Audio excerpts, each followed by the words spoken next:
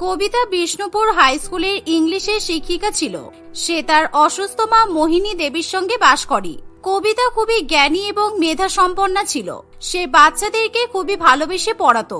সেই সাথে বাচ্চাদের পড়াশোনাতে মনোযোগী করার জন্য বিভিন্ন রকমের নীতিকথামূলক গল্প এবং শিক্ষামূলক গল্পও তাদের শোনাতো। সেই সাথে সকলে যাতে নিজের পায়ে দাঁড়াতে পারে এবং মানুষের মতো মানুষ হতে পারে সেই ক্ষেত্রেও উৎসাহ প্রদান করত। কিন্তু স্কুলের বাচ্চারা কেউ তাকে সেরকম ভাবে পছন্দ করত না, কারণ কবিতা ম্যাডামের পড়ানোর ধরন কায়দা বাচ্চাদের মোটেই ভালো লাগতো না। এমনই একদিন কবিতা ম্যাডাম যখন ক্লাস 8-এর বাচ্চাদের ক্লাস নিতে আসে তখন, এই দেখ দেখ আমাদের বোর্ডিং ক্লাস টিচার চলে এসেছে, এবার বকে বকে একেবারে মাথাটা খারাপ করে দেবে। উফ, এত রাগ হয় না, কবিতা ম্যাডামের ক্লাস করতেই ইচ্ছে করে না। আমার তো মনে হচ্ছে ক্লাস থেকে বেরিয়ে যাই। কবিতা ম্যাডামকে একেবারে সহ্য হয় না, এত জ্ঞান ঝাড়ে, ভীষণ বিরক্ত লাগে। বাচ্চারা, ক্লাসে এত কথা হচ্ছে কেন? আজকে আমরা একটা নতুন পোয়েম পড়বো, সবাই মন দিয়ে শোনো। কেউ কোথাও কিছু বুঝতে না পারলে আমাকে বলবে, কেমন? এই বলে কবিতা ম্যাডাম খুব সুন্দর করে পড়ানো শুরু করে দেয়। কিন্তু বাচ্চারা কেউ তার পড়া শুনতে চায় না, সবাই নিজেদের মতো কথা বলতেই ব্যস্ত থাকে। এর ফলে কবিতা ম্যাডামের রাগ হলেও সে বাচ্চাদের খুবই শান্তভাবে বোঝানোর চেষ্টা করে। দেখো বাচ্চারা, তোমাদের নামে কিন্তু আজকাল অনেক কমপ্লেন আসছে। তোমরা এরকম বদমাইশি করো না। তোমাদের বাবা মায়েরা অনেক কষ্ট করে তোমাদেরকে পড়াশোনা শেখাচ্ছে। তোমরা মন দিয়ে পড়াশোনা করো, মানুষের মতো মানুষ হও, বাবা মায়ের মুখ উজ্জ্বল করো। ম্যাডাম, আপনি কি নতুন কিছু বলতে পারেন না? প্রত্যেকদিন ক্লাসে এসে আপনি একই কথা বলেন, আর প্রত্যেকদিনই আপনি আমাদের উপর দোষারোপ করেন। আপনি কি ছোটবেলায় দুষ্টুমি করেননি? কবিতা ম্যাডাম কিছু বলতে যাবে তার আগে ক্লাসের ঘন্টা পড়ে যায়, আর ক্লাসের বাচ্চারা হো হো করে চিৎকার করে ওঠে। তাই কবিতা ম্যাডাম আর কোনো কিছু না বলে ক্লাস থেকে বেরিয়ে চলে যায়। আর ক্লাসের সকল বাচ্চারা তখনই তাদের প্রিন্সিপাল স্যারের কাছে গিয়ে বলে, স্যার, আপনি আমাদের জন্য নতুন ক্লাস টিচার কবে নিয়ে আসবেন? আমাদের কবিতা ম্যাডামকে একদমই ভালো লাগে না। ম্যাডামের পড়ানোর স্টাইল খুবই বোরিং, খুবই বাজে। ম্যাডাম আমাদেরকে পড়ান কম আর বেশি জ্ঞান দেন। পড়ানো বাদ দিয়ে সবসময় আমাদের সঙ্গে গল্প করেন। আপনি প্লিজ আমাদের জন্য একটা ভালো টিচার নিয়ে আসুন। প্রত্যেকদিন তোমাদের কাছ থেকে অভিযোগ শুনে শুনে আমি কিন্তু বিরক্ত হয়ে গেছি। তবে আর নয়, আমি তোমাদের সমস্ত সমস্যার সমাধান করে ফেলেছি। আমি তোমাদের জন্য ভালো ইংলিশের টিচার খুঁজে পাচ্ছিলাম না বলে একজন বিদেশি টিচারকে হায়ার করেছি। আমাদের স্কুলে এবার বিদেশি ম্যাডাম এসে তোমাদেরকে ইংলিশ পড়াবে। তোমরা খুশি তো? প্রিন্সিপাল স্যারের কথা শুনি সকলেই আনন্দে নেচে ওঠে। আর সেদিনই প্রিন্সিপাল স্যার কবিতা ম্যাডামকে চাকরি থেকে বিতাড়িত করে। এর ফলে কবিতা ম্যাডাম চোখে অস্ত্র নিয়ে স্কুল থেকে বেরিয়ে যায়, কারণ তার কাছে চাকরিটা খুবই গুরুত্বপূর্ণ ছিল। চাকরি করে সে সংসার চালাতো এবং নিজের অসুস্থ মায়ের দেখাশোনা করত, কিন্তু তার কিছু করারও থাকে না। অন্যদিকে ক্লাসের বাচ্চারা সকলেই তাদের বিদেশি ম্যাডামের জন্য অপেক্ষা করতে থাকে। দু একদিনের মধ্যেই মিস লুসি তাদের স্কুল জয়েন করে। প্রথমবার যখন মিস লুসি ক্লাস 8-এর ক্লাসরুমে যায় তখন বাচ্চারা সকলেই ম্যাডামকে দেখে প্রচন্ড পরিমাণে খুশি হয়। আমাদের বিদেশি ম্যাডাম কত সুন্দর দেখতে, পুরো একেবারে দুধের মতো ফর্সা। আমি তো কখনো ভাবতেই পারিনি আমাদের স্কুলে এরকম বিদেশি ম্যাম আসবে। আর দেখ, ম্যাডামটা কত মডার্ন, জিন্স টপ পরে স্কুলে এসেছে। ম্যাডামকে দেখতে কিন্তু দারুণ লাগছে, বল? শেষ পর্যন্ত তাহলে আমরা আমাদের বোরিং টিচারের হাত থেকে রেহাই পেয়েই গেলাম। তোরা দেখবি সবাই, ম্যাডাম আমাদের কত ইন্টারেস্টিং ওয়েতে পড়াবে। আর ম্যাডাম তো এমনিতেই বিদেশি, আর আমরা ম্যাডামের কাছ থেকে অনেক কিছু শিখতেও পারবো। আর বিদেশিদের মতো আমরা ইংলিশে কথা বলাও শিখে যাবো। ও মাই গড, সো ডার্টি। একি, তোমাদের ক্লাসরুমে এসি নেই কেন? এভাবে গরমের মধ্যে আমি তোমাদের ক্লাস করাবো কিভাবে? আমাদের দেশে প্রত্যেকটা স্কুলে প্রত্যেকটা ক্লাসরুমে এসি থাকে। ও বুঝেছি, তোমাদের স্কুল তো গরিব, ক্লাসরুমে এসির ব্যবস্থাটাই করতে পারেনি। আর এখানে এত নোংরা কেন? এই বাবা, কি গন্ধ বেরোচ্ছে!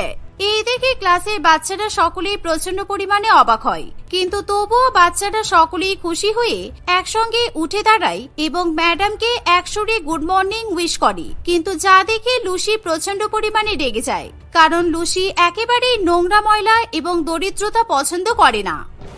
শাট আপ স্টুডেন্ট, এইসব জামা বন্ধ করো তোমরা। তোমাদের ক্লাসরুম এত নোংরা কেন? আর তোমাদের স্কুল ড্রেস গুলোও নোংরা। তোমাদেরকে দেখে আমার একদমই তোমাদের পড়ানোর ইচ্ছে করছে না। এই মনে হচ্ছে ম্যাডাম আজকে প্রথম দিন তো, তাই আমাদেরকে কিছু পড়াবেন না মনে হয়। প্রথম দিন ম্যাডাম আমাদের সঙ্গে গল্প করবে। এভাবেই বাচ্চারা একে অপরের সঙ্গে আস্তে আস্তে ফিসফিস করে কথা বলতে থাকে। আর যা দেখে লুসি ম্যাডাম বলে, এই যে stand up both of you. তোমাদের সাহস কি করে হয় আমি তোমাদের ক্লাসে থাকা অবস্থায় তোমরা নিজেদের মধ্যে গল্প করছো? উঠে দাঁড়াও তোমরা। এই ছেলে, তোমার নাম কি বলো? তোমার রোল নাম্বার কত? লুসি ম্যাডামের কথা শুনে রাজা ভয়ে ভয়ে উঠে দাঁড়ায়। আমার নাম রাজা ম্যাডাম, আমার রোল নম্বর হলো 5। আমার ভুল হয়ে গেছে ম্যাডাম, আপনি আমাকে ক্ষমা করে দিন। আমি আর আপনার ক্লাসে কখনো কথা বলবো না। I am sorry madam. Lucy কাউকে কখনো ক্ষমা করে না। যে অন্যায় করে, যে দুষ্টুমি করে, তাদেরকে লুসি পানিশমেন্ট দেয়। তাই আমি তোমাদের দুজনকে পানিশমেন্ট দেব। তোমাদের দেশের টিচাররা তোমাদেরকে কোনো ম্যানার্স শেখায়নি, সেই জন্য আজকে তোমাদের এই অবস্থা। তোমাদের টিচাররা হয়তো কোনো ভুল করলে তোমাদেরকে ক্ষমা করে দিত, সেই জন্য তোমরা এতটা দুষ্টু হয়েছ। কিন্তু আমি তোমাদেরকে ক্ষমা করতে পারবো না। না ম্যাডাম, আপনি দয়া করে আমাদেরকে পানিশমেন্ট দেবেন না। আমরা পরের দিন থেকে এরকম করব না। আমরা আপনার ক্লাসে একদম চুপচাপ বসে থাকবো, আর আপনি যা বলবেন তাই শুনবো। আর কোনো কথা হবে না। তুমি ফার্স্ট ফ্লোর থেকে 5th ফ্লোর পর্যন্ত 20 বার ওঠা নামা করবে। নিচে থেকে উপরে, আবার উপর থেকে নিচে, টোটাল 20 রাউন্ড। আন্ডারস্টুড? যাও, ক্লাস থেকে বেরিয়ে যাও। 20টা রাউন্ড কমপ্লিট করে তারপরে তুমি ক্লাসে আসবে। ম্যাডাম, আমি অতবার সিঁড়ি বেয়ে উপরে ওঠানামা করতে পারবো না ম্যাডাম। 1 তলা থেকে 5 তলায় একবার উঠলেই তো আমরা সবাই হাঁপিয়ে যাই। আমার খুব কষ্ট হবে ম্যাডাম, আপনি এবারের জন্য আমাকে ক্ষমা করে দিন।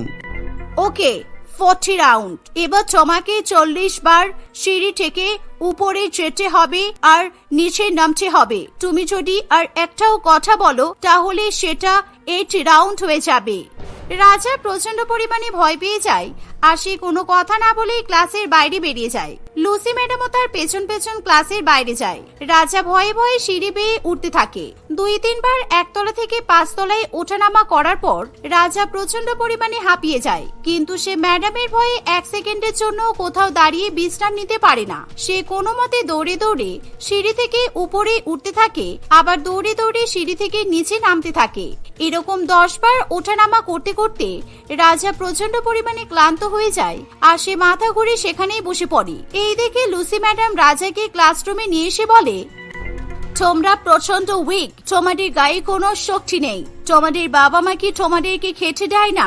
বুঝেছি, তোমরা তো গরিব, তোমরা হয়তো ঠিক মতো খাওয়া দাওয়া করতে পারো না, সেই জন্য তোমাদের বাবা মা তোমাদেরকে এরকম সরকারি স্কুলে ভর্তি করেছে। রাজা, তোমার পানিশমেন্ট কিন্তু এখনো কমপ্লিট হয়নি। কালকে তুমি পেট ভরে খাবার খেয়ে আসবে আর বাকি 30 রাউন্ড তুমি কমপ্লিট করবে। আন্ডারস্টুড? ম্যাডামের কথা শুনে রাজা খুবই ভয় পেয়ে যায়। তার শরীর প্রচন্ড পরিমাণে খারাপ করে, কিন্তু তবুও সে মুখ ফুটে ম্যাডামের সামনে কোনো কথা বলতে পারে না। এবার লুসি ম্যাডাম মিমিকে শাস্তি দেওয়ার জন্য এগিয়ে যায়। এই মেয়ে, তুমি কি ভেবেছো আমি তোমাকে পানিশমেন্ট দেব না? তুমি রাজার সঙ্গে গল্প করছিলে, সেটা আমি দেখেছি। এবার আমি তোমাকে আলাদা পানিশমেন্ট দেব। তোমার হাত সামনে নিয়ে এসো, আমি স্কেল দিয়ে তোমার হাতে 40 বার মারবো। ম্যাডামের কথা শুনে মিমি প্রচন্ড পরিমাণে কান্নাকাটি করতে শুরু করে দেয়, কারণ মিমি প্রচন্ড পরিমাণে ভীতু একটি মেয়ে ছিল। না ম্যাডাম, আপনি আমাকে এতবার স্কেল দিয়ে মারবেন না, না হলে আমি মরে যাব। আমি আপনার পায়ে পড়ি ম্যাডাম, আপনি আমাকে ছেড়ে দিন। আর আমি তো একজন মেয়ে, আমাদের স্কুলের মেয়েদের গায়ে হাত তোলা হয় না। আপনি দয়া করে আমাকে মারবেন না ম্যাডাম। তোমাদের দেশে কি হয় না হয় সেটা আমি দেখতে যাব না। আমাদের দেশে ছেলে আর মেয়ে সবাই সমান, তাই রাজাকে আমি যেমন শাস্তি দিয়েছি তোমাকেও শাস্তি দেব। এই বলে লুসি ম্যাডাম স্কেলের বাড়ি মিমিকে 40 বার মারে। এর ফলে মিমির 2 হাত একেবারে লাল হয়ে যায় আর মিমি প্রচন্ড ব্যথা যন্ত্রণায় কান্নাকাটি করতে থাকে। রাজা এবং মিমির এরকম অবস্থা দেখে সারা ক্লাসের বাচ্চারা ভয়ে থরথর করে কাঁপতে থাকে। কেউ মুখ থেকে কোনো টু শব্দ বের করার মতো সাহসও পায় না। এভাবেই প্রথম দিন লুসি ম্যাডাম রাজা এবং মিমিকে পানিশমেন্ট দিতে গিয়ে সময় নষ্ট করে ফেলে। পরের দিন লুসি ম্যাডাম ক্লাসে এলে বাচ্চারা ভয়ে একেবারে গুটিসুটি মেরে থাকে। আমার এরকমই শান্ত ক্লাস পছন্দ। আচ্ছা, আজকে সবার আগে আমি তোমাদের ক্লাস টেস্ট নেব। আমি দেখতে চাই তোমাদের ক্লাস টিচাররা তোমাদের কি শিখিয়েছে, তোমরা কেমন পড়াশোনা করো, আজও তোমরা কিছু জানো নাকি তোমরা সবকটা মূর্খ, আমি সেটা জানতে চাই। তারপর আমি আমার মতো করে তোমাদেরকে পড়াবো। আমি কোয়েশ্চেন বলছি, তোমরা খাতায় লেখো। এই বলে লুসি ম্যাডাম খুবই কঠিন প্রশ্ন বাচ্চাদেরকে বলে আর তাদেরকে খুবই কম সময় দেয় যাতে বাচ্চারা ঠিকমতো উত্তর লিখতে না পারে আর সে বাচ্চাদেরকে আবার শাস্তি দিতে পারে। কিন্তু ক্লাসের বাচ্চারা সকলেই খুবই কম সময়ের মধ্যেই সমস্ত প্রশ্নের উত্তর খুব সুন্দরভাবে এবং সঠিকভাবে লিখে ফেলে, যা দেখে লুসি ম্যাডাম প্রচন্ড পরিমাণে অবাক হয়। ও মাই গড, আমি তোমাদেরকে এত টাফ কোয়েশ্চেন করেছি কিন্তু তবু তোমরা সব প্রশ্নের উত্তর এত সহজে কিভাবে লিখলে? তোমাদের ক্লাস টেস্টে সকলেই পাশ করেছে, আমার তো বড্ড অবাক লাগছে, এটা কিভাবে সম্ভব? ম্যাডামের কথা শুনে সকল বাচ্চারা খুবই খুশি হয় আর তারা আনন্দে উত্তেজিত হয়ে পড়ে এবং সকলে মিলে উঠে দাঁড়িয়ে চিৎকার চেঁচামেচি শুরু করে দেয়। ইয়ে, আমরা সবাই পাশ করেছি, আমরা সবাই ক্লাস টেস্টে পাশ করেছি, আমাদের বিদেশি ম্যাডাম আমাদের ফুল মার্কস দিয়েছে, ইয়ে কি মজা। কি ম্যাডাম, দেখলেন তো আমরা দুষ্টুমি করলেও আমরা কিন্তু পড়াশোনাতে সবাই খুব ভালো। আজকে আপনি আমাদেরকে পানিশমেন্ট দিতে পারবেন না, কারণ আজকে আমরা সবাই পাস করেছি। ক্লাসের মধ্যে বাচ্চাদের এরকম চিৎকার চেঁচামেচি শুনে লুসি ম্যাডাম আবার প্রচন্ড পরিমাণে রেগে যায়। শাট আপ, তোমরা সব কটা মূর্খ আর তোমরা মূর্খই থেকে যাবে, তোমরা কখনো শিক্ষিত হতে পারবে না। এরকম ভাবে ক্লাসের মধ্যে কেউ নাচানাচি করে? তোমরা সবাই বসো জায়গায় চুপ করে। ম্যাডাম, আমরা তো আপনার ক্লাস টেস্টে সবাই পাস করেছি, কিন্তু তবুও আপনি আমাদেরকে মূর্খ বলছেন কেন? রাজার কথা শুনে লুসি ম্যাডাম আবার প্রচন্ড পরিমাণে রেগে যায় আর বাচ্চাদেরকে শাস্তি দেওয়ার খুব ভালো মতো সুযোগও সে পেয়ে যায়। তোমরা পাশ করেছো তা ঠিকই, আমি তোমাদেরকে পানিশমেন্ট দিতে পারবো না। তোমরা আমার ক্লাসে শোরগোল করেছো, আমার ক্লাসে তোমরা অসভ্যতামি করেছো, তাই আমি তোমাদেরকে পানিশমেন্ট দেব। কিন্তু আজকে আমি তোমাদেরকে নিজের হাতে মারবো না, আজকে তোমরা নিজেরাই একে অপরকে মারবে। তোমরা সবাই একে অপরকে থাপ্পড় মারো। রাজা, তুমি মিমিকে থাপ্পড় মারবে আর মিমি তুমি রাজাকে থাপ্পড় মারবে। এভাবেই বাকি সকলে একে অপরকে মারবে, ওকে? এই মিমি, তুই কিন্তু আমার গালে আস্তে আস্তে চড় মারবি আর আমিও তোকে আস্তে আস্তে চড় মারবো, কিন্তু আমরা এমন নাটক করব যেন আমরা অনেক জোরে জোরে মারছি, তাহলে আমাদের দুজনের কারোরই আর ব্যথা লাগবে না, বুঝেছিস? এই বলে বাচ্চারা একে অপরকে জোরে জোরে থাপ্পড় মারার নাটক করে, কিন্তু লুসি ম্যাডাম বুঝতে পেরে যায় যে বাচ্চারা একে অপরকে মারার শুধুমাত্র নাটক করছে। তাই লুসি ম্যাডাম বাচ্চাদের কাছে যায় আর রাজার গালে ঠাস করে জোরে একটা থাপ্পড় বসিয়ে দেয়। এর ফলে রাজার গাল সঙ্গে সঙ্গে লাল হয়ে যায়। এরকম ভাবে থাপ্পড় মারতে হয়। তখন থেকে তোমরা একে অপরকে থাপ্পড় মারছো, কিন্তু তোমাদের গাল লাল হচ্ছে না কেন? ঠিক এমন সময় প্রিন্সিপাল স্যার সেখানে চলে আসে আর বাচ্চাদের প্রতি লুসি ম্যাডামের ব্যবহার দেখে স্যার প্রচন্ড পরিমাণে রেগে যায়। মিস লুসি, আপনি বাচ্চাদের উপর এইভাবে অত্যাচার করতে পারেন না। বাচ্চাদের গায়ে এরকম ভাবে হাত দেওয়া যে অপরাধ, আপনি সেটা জানেন না? স্যার, আমাদেরকে ক্ষমা করে দিন, আমাদের এরকম বিদেশি অত্যাচারী ম্যাডাম চাই না। এই ম্যাডাম খুবই নিষ্ঠুর, আমাদেরকে সবসময় শাস্তি দেয়। আপনি দয়া করে আমাদের কবিতা ম্যাডামকে ফিরিয়ে নিয়ে আসুন। ওনার মর্ম আমরা আজকে বুঝতে পারছি। উনি আমাদের খুব ভালোভাবে পড়াতেন আর নাইবা উনি কখনো আমাদেরকে মারধর করতেন। আমাদের ভুলের শাস্তি আমরা পেয়ে গেছি স্যার। এভাবে সকল বাচ্চারা প্রিন্সিপাল স্যারের কাছে অনুরোধ করে যাতে কবিতা ম্যাডামকে আবার স্কুলে ফিরিয়ে নিয়ে আসা হয়। প্রিন্সিপাল স্যার তখনই স্কুল থেকে অত্যাচারী লুসি ম্যাডামকে বিতাড়িত করে আর কবিতা ম্যাডামকে আবার সসম্মানে স্কুলে ফিরিয়ে নিয়ে আসে। এর ফলে বাচ্চারা সকলেই খুবই খুশি হয়। তারপর থেকে কখনোই তারা কবিতা ম্যাডামকে অসম্মান করে না। তারা সকলেই ম্যাডামকে যথেষ্ট মর্যাদা দেয় আর সকল বাচ্চারা এখন মন দিয়ে পড়াশোনাও করে। আমরা তো কোনোদিনও ভাবিনি যে তুমি ফিরে আসবে দিদি। আমি যদি জানতাম তুমি আসবে তাহলে আমি এমন কাজ কোনোদিনও করতাম না। আমি ভেবেছিলাম তুমি আর রাহুল একসঙ্গে কোথাও চলে গেছো। কোনো কারণ ছাড়াই তুমি নিজের মতো আমাকে ভেবে নিলে। তোমার হঠাৎ কেন মনে হলো আমি তোমার স্বামীর সঙ্গে চলে যাব? নাকি আমার স্বামীর সঙ্গে ঘর সংসার করতে চেয়ে তুমি এরকম প্ল্যান বানিয়েছিলে যাতে আমাকে রাস্তা থেকে সরিয়ে দিতে পারো? এসব তুমি কি বলছো কিয়া? 2 বছর আমরা তোমার জন্য অপেক্ষা করেছি। আমাদের বাচ্চাগুলো তো ছোট, ওদের তো মা বাবা দুজনেরই ভালোবাসা লাগবে, তাই না? এই জন্যই তো আমরা এরকম সিদ্ধান্ত নিতে বাধ্য হয়েছি। তুমি তো কোনো কথাই বলো না। যে নিজের ভাইয়ের বউয়ের জন্য নিজের স্ত্রীকে ভুলে যেতে পারে তাকে আমি মানুষ বলেই মনে করি না।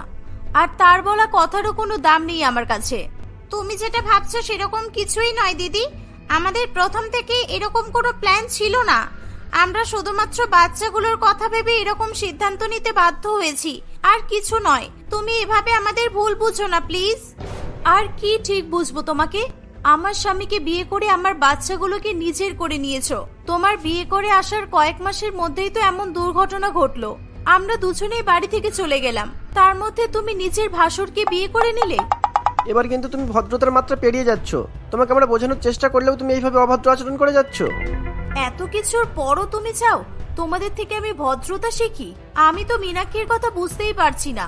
ওর যদি তোমাকে এতই পছন্দ ছিল তাহলে শুধু শুধু কয়েক মাসের জন্য রাহুলকে বিয়ে করে ওর জীবনটা নষ্ট করলো কেন? একেবারে তো তোমাকে বিয়ে করতে পারতো। আমি ডিভোর্স দিয়ে বাচ্চাগুলোকে নিয়ে চলে যেতাম। এরকম যদি কিছু থাকতো তবে তো তোমাকে বলতামই। শুধুমাত্র বাচ্চাগুলোর কথা ভেবে আর মীনাক্ষীর ভবিষ্যতের কথা ভেবে এই সিদ্ধান্ত নিয়েছি। আর তুমি কিনা আমাদেরকে এইভাবে অপমান করছো। মীনাক্ষীর আর কি আছে বলো তো? রাহুল চলে যাওয়ার পর থেকে ওকে যদি বাড়ি থেকে তাড়িয়ে দিতাম তাহলে ও কোথায় গিয়ে থাকতো? মীনাক্ষীর জন্য তো তোমার চিন্তা বরাবরের জন্যই ছিল। নিজে দেখে ভাইয়ের জন্য বউ এনেছিলে। এখন তো মনে হচ্ছে সেসবও তোমারই প্ল্যান ছিল। কিয়ার কাছে একের পর এক খারাপ কথা শুনে অরূপ প্রচন্ড রেগে যায় এবং সে কিছু না বলে সেখান থেকে চলে যায়। কিন্তু এরপরেও মীনাক্ষীর প্রতি কিয়ার খারাপ ব্যবহার একটুও কমে না। প্রায় 3 বছর আগের কথা, যখন কেয়া এবং অরূপ তাদের 4 বছরের ছোট্ট মেয়ে শিমলি এবং 2 বছরের ছেলে পাপাইয়ের সঙ্গে থাকত। অরূপের একমাত্র ভাই রাহুল বিদেশ থেকে পড়াশোনা করে সবেমাত্র দেশে ফিরেছিল। দেশে ফেরার কয়েকদিনের মধ্যেই রাহুলের সঙ্গে মীনাক্ষীর বিয়ে হয়। তারা সবাই মিলেমিশে খুবই মজা করে থাকত, কিন্তু কখনো কখনো মীনাক্ষীর ওপর কেয়ার খুবই সন্দেহ হতো। একদিন সন্ধ্যাবেলা অরূপ বাড়িতে আসতেই মীনাক্ষী তার জন্য জল নিয়ে আসে। এই মেয়ে, তুমি কি চাও বলো তো? তুমি কি আমার স্বামীর চোখে আমাকে খারাপ স্ত্রী প্রমাণ করতে চাইছো? দয়া করে তুমি এসব চেষ্টা করো না। আমি বেঁচে থাকতে তা কখনোই হতে দেব না। তুমি এমন ভাবে কেন বলছো দিদি? আমি কি এমন করলাম? দাদা এতক্ষণ পর অফিস থেকে বাড়ি ফিরলো, তাই জন্যই তো আমি একটু জল নিয়ে এলাম। তোমার দাদাকে জল দেওয়ার জন্য কি আমি ছিলাম না? নাকি দাদা বলেছিল যে তোমার হাতে জল সে খেতে চায়? কোনটা আমাকে বলো, তারপরে আমি বিচার করে বলছি তুমি ঠিক করছো না ভুল করছো। নাকি দাদা বলেছিল যে তোমার হাতে জলই সে খেতে চায়? এক গ্লাস জল দেওয়া নিয়ে এত ঝামেলা কেন করছো? আমি তো এখানে এসে 10 মিনিট ধরে বসে আছি, তোমার তো পাত্তাই পাইনি। তোমার কি কোনো হুঁশ ছিল যে আমি বাড়ি এসেছি? এই দুদিনের আসা মেয়ের জন্য তুমি তোমার বউকে এভাবে অপমান করতে পারছো? এত কিছু করে এই সংসারের জন্য এতদিন ধরে জীবন পাত করে গেলাম, আর এখন আমাকে দুদিনের আসা মেয়ের জন্য কথা শুনতে হচ্ছে। আমি ভাবছি বাপের বাড়িতে চলে যাব, তাহলে তোমরা শান্তি করে থাকতে পারবে। আমার দোষের জন্য তুমি প্লিজ এরকম সিদ্ধান্ত নিও না দিদি।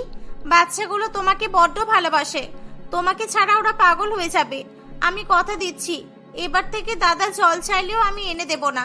আমি এমন কিছু করব না যাতে তোমাদের অসুবিধা হয়। দেখলে, তুমি দেখলে কিভাবে মেয়েটা আমাকে অপমান করলো?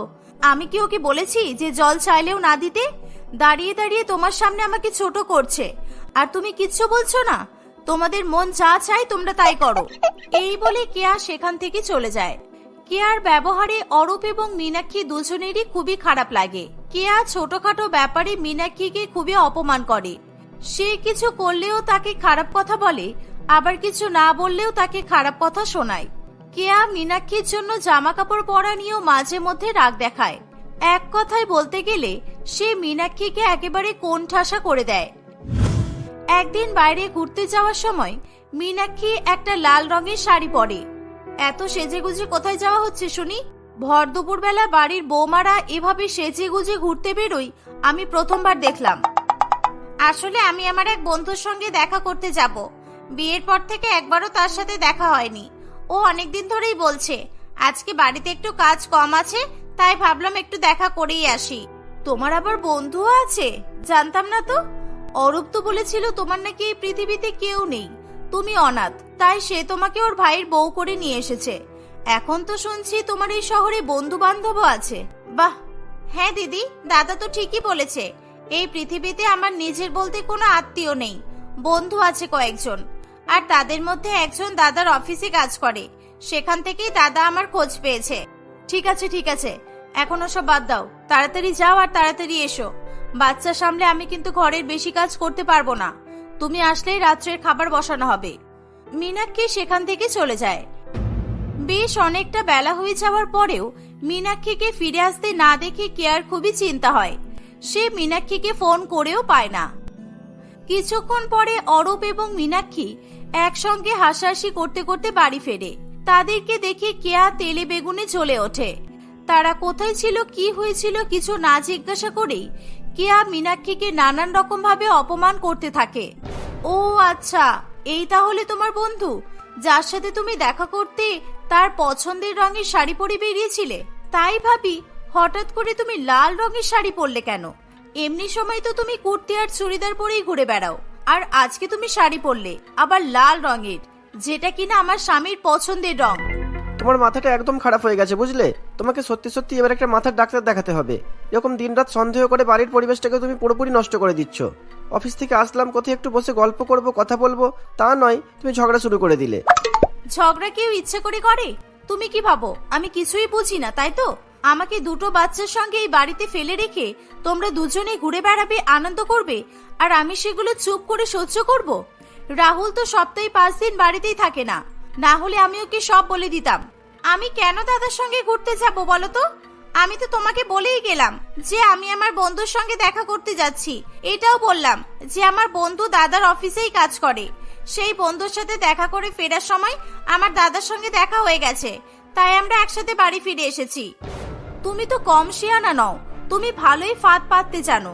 বাড়ি থেকে বেরোনোর আগেই ভালো করে সব সাজিয়ে গিয়েছিলে, যাতে আমি কোনো প্রশ্ন করলে সব বলতে পারো। আমি আর এই অশান্তি সহ্য করতে পারছি না। আমি আজই তোমাদের বাড়িতে ফোন করব, আর তোমার দাদাকে বলবো যেন কয়েকদিনের জন্য তোমাকে ওখানে গিয়ে রাখে, তাহলে যদি তোমার মাথাটা একটু ঠান্ডা হয়। তাই করো, এক ঢিলে 2 পাখি মারা হয়ে যাবে। আমি বাপের বাড়িতে চলে গেলে তোমাদের সাথেও আর কেউ খিটখিট করার থাকবে না, আর তোমরাও নিজেদের ইচ্ছে মতো ঘুরতে পারবে। আজকে আমার দাদাকে ফোন করে দিও। কেয়াকে অনেক বোঝানো সত্ত্বেও সে মীনাক্ষী কিংবা অরূপ কারোর কথাই বিশ্বাস করে না।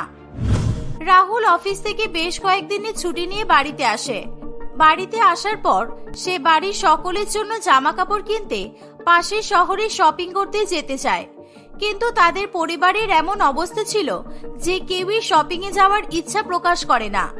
রাহুল মীনাক্ষীকে বললেও সেও তার কথা ফিরিয়ে দেয়, আর অরূপ তো সারাদিন অফিসেই থাকে, তাই রাহুল তাকেও বলতে পারে না। পাশের শহরে একটা সুন্দর হস্তশিল্প মেলা লেগেছে, যেখানে হাতে বোনা জামা কাপড় পাওয়া যাচ্ছে। তোমার তো এখন বেশ কয়েকদিন ছুটি আছে, তাই ভাবলাম সবাই মিলে যাব। কিন্তু তোমরা তো আমার ইচ্ছাকে পাত্তাই দিচ্ছ না। সাধারণ কোনো শপিং মল থেকে জামা কাপড় কেনার হলে এতবার বলতাম না। এরকম মেলা কি বারবার হয় বলো? বাধ্য হয়ে মীনাক্ষীকে তার বাচ্চাগুলোকে বাড়িতে রেখে রাহুলের সঙ্গে যেতে হয়। রাস্তায় তাদের গাড়িটা একটা ভয়াবহ অ্যাক্সিডেন্টের সম্মুখীন হয়। আশেপাশের লোকজন তাদেরকে হাসপাতালে নিয়ে যায়। রাহুল কোমায় চলে যায়, আর কেয়া স্মৃতিশক্তি হারিয়ে ফেলে। অরূপ এবং মীনাক্ষী অনেক খুঁজলেও তাদের কোনো সন্ধান পায় না। এইভাবেই বেশ কয়েকদিন কাটে। অরূপ এবং কেয়ার 2 ছেলে মেয়ে শিমলি আর পাপাই দিনরাত তাদের মায়ের জন্য কান্নাকাটি করত। মা কখন আসবে বাবা? মা তো বলেছিল আমাদের জন্য নতুন জামা কিনতে গেছে, কিন্তু মা এখনো এলো না। কতদিন হয়ে গেল, আমি মায়ের কাছে যাব, না হলে আমি কিচ্ছু খাবো না। শিমলি আর পাপাইকে ভালো রাখার জন্যই মীনাক্ষী আর অরূপ দুজনে দুজনকে বিয়ে করার সিদ্ধান্ত নেয়। অন্যদিকে ডাক্তার বা পুলিশ কাউকেই কেয়া তার বাড়ির নাম ঠিকানা কিছুই মনে করে বলতে পারে না। দেখতে দেখতে 2 বছর কেটে যায়। কেয়ার চিকিৎসা চলার ফলে হঠাৎই একদিন তার সবকিছু মনে পড়ে যায়, কিন্তু ড্রাইভার সিটে বসে থাকার কারণে রাহুলের গুরুতর চোট লেগেছিল, আর এই 2 বছরই সেও কোমা থেকে ফিরতে পারে না। কোনো উপায় না পেয়ে কেয়া একাই তার বাড়ির উদ্দেশ্যে রওনা দেয়। বাড়িতে এসে অরূপ এবং মীনাক্ষীকে বিবাহিত দেখে সে অবাক হয়ে যায়। মীনাক্ষী আর অরূপ অনেক বোঝানো সত্ত্বেও কেয়া কিছুই বুঝতে চায় না। অন্যদিকে এই 2 বছরে কেয়া ছেলে মেয়েরাও তাকে ভুলে যায়। পাপাই, কতদিন পরে তোকে দেখলাম, কত বড় হয়ে গেছিস বাবা। এবার থেকে মা তোদের সাথেই থাকবে, আর তোদের কোনো চিন্তা নেই। আমি জানি অনেকদিন আমি তোদের সঙ্গে ছিলাম না, তোরা আমাকে ক্ষমা করে দে। আমি জানি না এরা তোদের সাথে কেমন ব্যবহার করেছে। মা মা ও মা, এই আন্টিটাকে এই আন্টিটাকে চিনি না, তুমি ওকে চলে যেতে বলো, আমার ভালো লাগছে না। আমি আন্টি নই বাবা, আমি তোর নিজের মা। তুই আমাকে ভুলে গেলি বাবা? আমাকে ছাড়া তো তোর খাওয়া ঘুম কিছুই হতো না, আর এখন তুই আমাকেই চিনতে পারছিস না? কি করে চিনবো বলো তো? তুমি নিজেকে কেন আমাদের মা বলছো? তুমি কি আমাদের বোকা বানাতে চাইছো? আমাদের মা তো বাড়িতেই আছে, অচেনা আন্টি আঙ্কেলদের সাথে মা কথা বলতে বারণ করেছে। তুমি চলে যাও এখান থেকে। তুইও আমাকে ভুলে গেলি? তুই আমার প্রথম সন্তান, তোর কাছ থেকেও আমি আর মা ডাক শুনতে পারবো না? আমি মীনাক্ষীকে অনেক ছোট বড় কথা বলেছি, অনেক অপমান করেছি, তাই জন্য কি উপরওয়ালা আমাকে এমন শাস্তি দিল? তোরা ভালো থাকিস, আমি আর কখনোই তোদেরকে বিরক্ত করতে আসবো না। পাপায়ের ডাকাডাকির কারণে মীনাক্ষী আর অরূপ দুজনেই সেখানে ছুটে আসে। কেয়ার সাথে তাদের ছেলে মেয়েদের কথোপকথন শুনে তারাও খুবই দুঃখ পায়। তোমরা ভালো থেকো মীনাক্ষী, আমি আর এখানে কখনোই আসবো না। সুস্থ হয়ে সব মনে পড়তেই এখানে ছুটে এসেছিলাম। আমি বুঝতে পারিনি যে আমাকে এমন কিছু দেখতে হবে বা শুনতে হবে। তোমরা তোমাদের নতুন সংসার নিয়ে ভালো থেকো, আমার ছেলে মেয়েগুলোর একটু খেয়াল রেখো। এই বলে কেয়া সেখান থেকে চলে যায়। অ্যাক্সিডেন্টের পর রাহুলের বেঁচে থাকার কথাও সে কাউকে জানায় না। সে ভাবে রাহুল বেঁচে আছে জানলে অরূপ এবং মীনাক্ষীর নতুন সংসারে সমস্যার সৃষ্টি হতে পারে। এইভাবে আরো বেশ কয়েকদিন কাটে। একদিন হঠাৎ করেই রাহুলের মৃত্যু হয়। কেয়া সেই খবরও তাদের বাড়িতে জানায় না। সময়ের সঙ্গে সঙ্গে প্রত্যেকেই নিজেদের জীবন নিয়ে ব্যস্ত হয়ে পড়ে।